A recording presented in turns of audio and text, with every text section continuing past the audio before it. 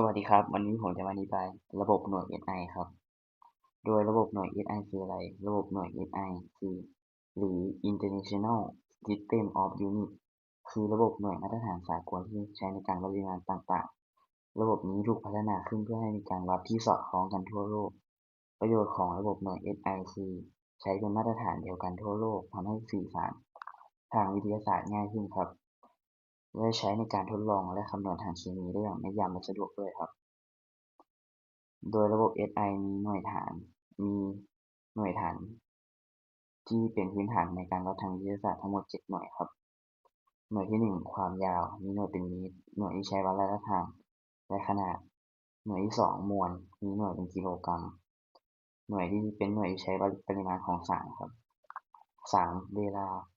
มีหน่วยเป็นวินาทีหน่วยที่เป็นหน่วยมีวัดระยะทางระยะเวลาครับ4กระแสไฟฟ้ามีหน่วยเป็นแอมแปร์หน่วยที่ใช้วัดความแรงของกระแสไฟฟ้าครับ5อุณหภูมิมีหน่วยเคลวินหน่วยที่ใช้วัดระดับอุณหภูมิครับ6ปริมาณสารมีหน่วยเป็นโมลเป็นหน่วยที่ใช้วัดจำนวนอะตอมครับ7ความเข้มข้นของแสงแคนเดล่าเป็นหน่วยที่ใช้วัดความสว่างของแสงครับครับคำนำหน้าหน่วย SI คือคำที่ไว้เติมหน้าเพื่อแสดงว่าหน่วยนั้นมีขนาดใหญ่หรือเล็กกว่าหน่วยฐานกี่เท่าโดยใช้เลขยกกำลังของ10ครับตัว10ยกกำลัง18คำนำหน้าคือ x สัญลักษณ์คือ e ครับ10ยกกำลัง15คำนำหน้าคือเพตาสัญลักษณ์คือ p 10ยกกำลัง12คำนำหน้าเทระสัญลักษณ์คือ t ครับ10ยกกำลัง9กิกะสัญลักษณ์ g ครับ10ยกกำลัง6เมกะสัญลักษณ์ m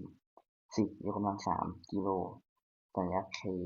10ยกกำลัง-3มิลลิสัญลักษณ์ m 10กำลัง-6ไมโครสัญลักษณ์ cu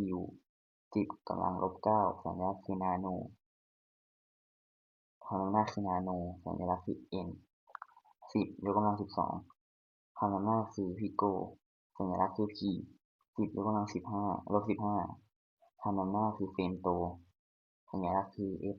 10ยกกำลัง18คำนำหน้าคืออัตโตสัญลักษณ์คือ a ครับวิธีหาคำนำหน้าหลักการคือ